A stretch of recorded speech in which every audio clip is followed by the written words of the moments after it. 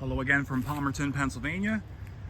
This is part 2 of our walk along the Lehigh and New England's Lehigh Gap Palmerton spur, which I was just informed about from a friend of mine last week who was out here hiking, and he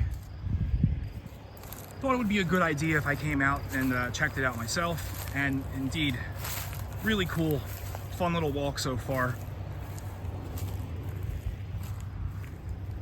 If you've been following along, we were just on the other side of that mess right there, so you haven't really missed much.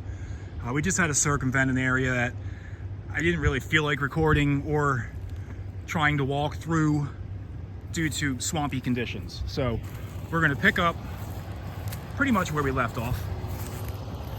And we are now making our way back towards the Lehigh Gap, where the Lehigh and New England main line crossed the Lehigh River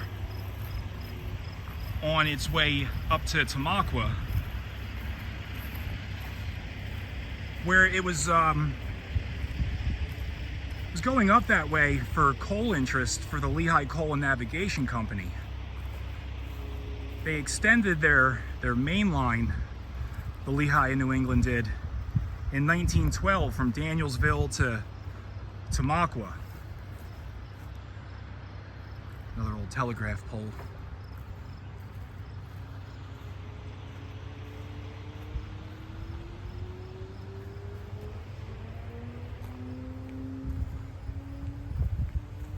And then from Tamaqua, if I'm not mistaken, the Lehigh Coal and Navigation Company also had the Panther Valley Railroad,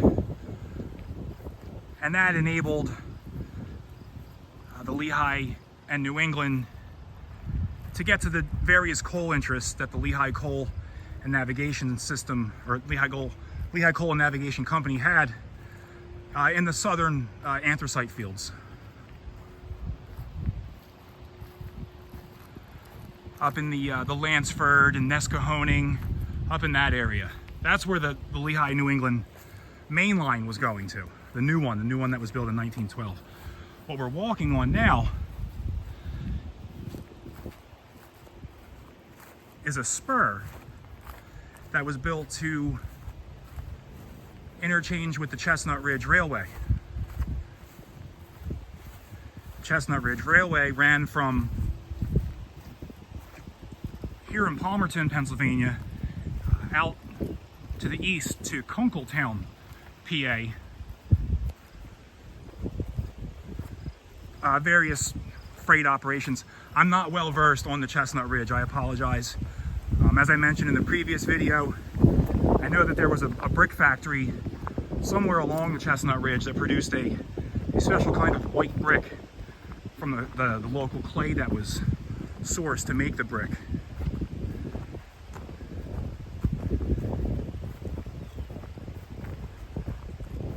This line was put in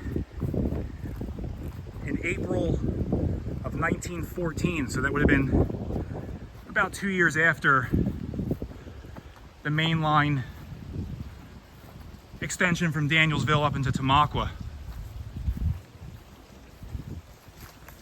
Now I can only assume that this line was put in other than the interchange purpose with the Chestnut Ridge.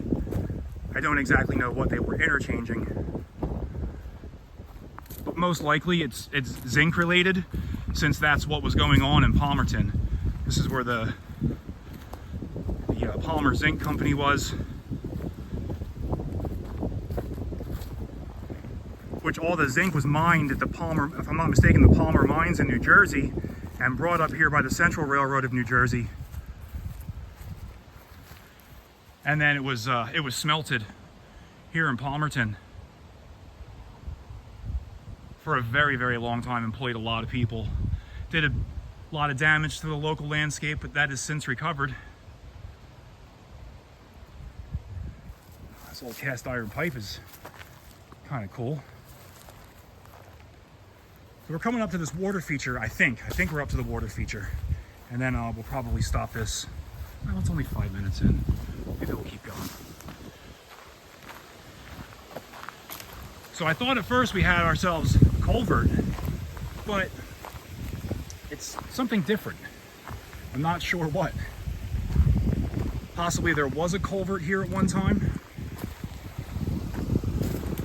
So there's water coming down right here, trickling down. And then I see this concrete here. So I'm thinking, all right, great. It's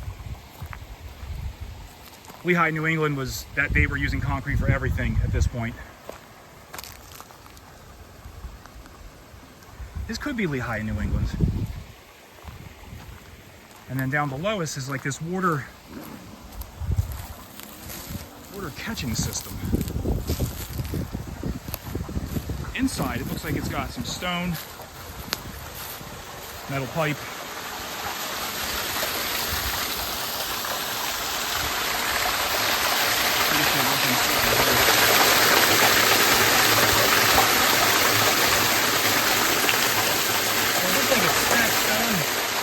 Mortared together.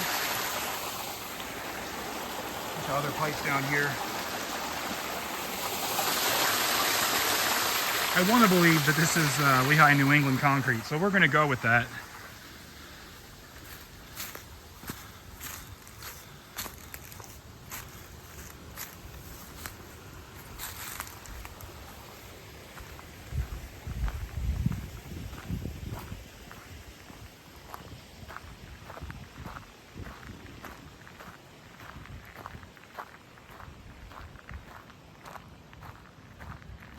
Forget where I left off when we were talking.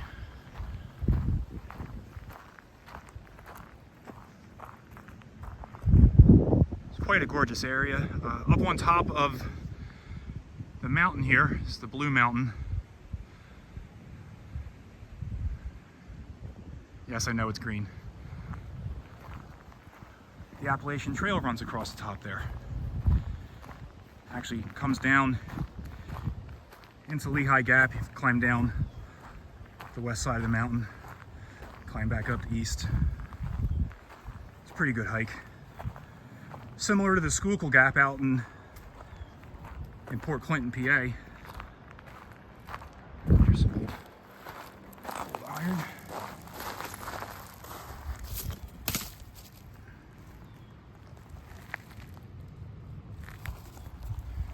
Probably put there by the Lehigh, New England.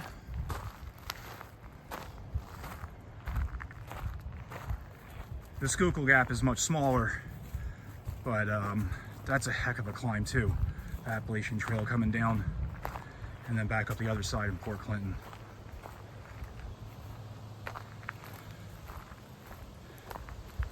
So you can see, maybe you can see how much of an elevation we're going. So that's that road down there that we were pretty much just walking along right next to, a couple hundred yards behind us. And we're gaining quite a bit in elevation now to make our way back to where this needs to be to join with the main line.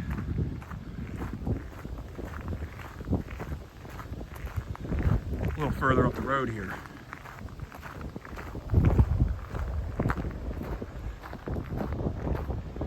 I apologize if that wind's coming through. I'm sure it is. I tend to forget about it in the summertime because it's not cold, so I don't think about it as much as I do. And I know that sounds weird, but in the winter I seem to be more aware of the wind and the phone picking it up. In the summertime I tend to neglect it for whatever reason.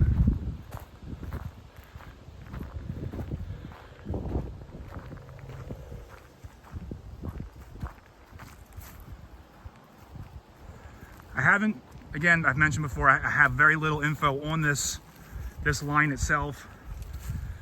I would assume abandonment was the same time for the entire railroad, and I should know this, and I'm probably going to screw it up. I know it was Halloween, if I'm not mistaken, and I think it was 61 that the L&NE shut operations down. 61 or 67. I'll put that in the description. My apologies for not knowing that off the top of my head. Got some old ties over here. Pretty cool.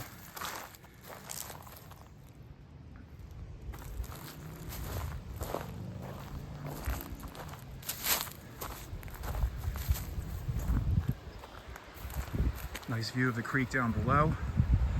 That creek begins with an A, and I've tried to say it right a million times, and I'm not going to make a fool of myself today. So if you're from Palmerton, you know what creek that is.